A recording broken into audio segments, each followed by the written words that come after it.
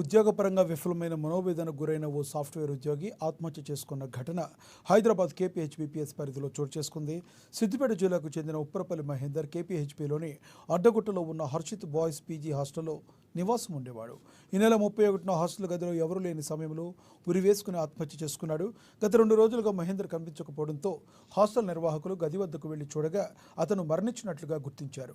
వెంటనే పోలీసులకు సమాచారం అందించారు. సంఘటన స్థలాన్ని పరిశీలించిన పోలీసులు మహేందర్ జేబులో సూసైడ్ నోట్ లభ్యమైందని తెలిపారు.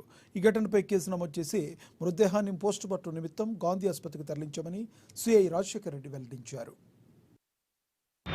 నిన్నటి రోజు Mahender son of Narsimhulu 27 years ఈ టీసీఎస్లో జాబ్ చేస్తుండే. గతంలో టెంపరీగా జాబ్ రిజైన్ చేశాడు. రిజైన్ చేసి వేరే జాబ్ సర్చింగ్లో దాని విషయంలో జాబ్ లేదని విషయంలో, తర్వాత ప్రేమ వల్ల విఫలమైన విషయంలో చెప్పేసి సూసైడ్ నోట్ రాసి శ్రీ సాయి హర్షిత పీజీ హాస్టల్లో హ్యాంగింగ్ చేసుకొని చనిపోవడం జరిగింది.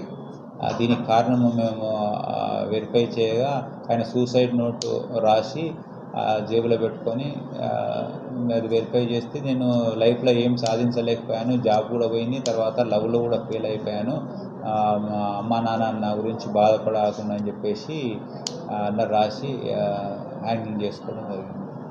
ఇతన్ని సిద్దిపేటలో ఉంటాడు అతను.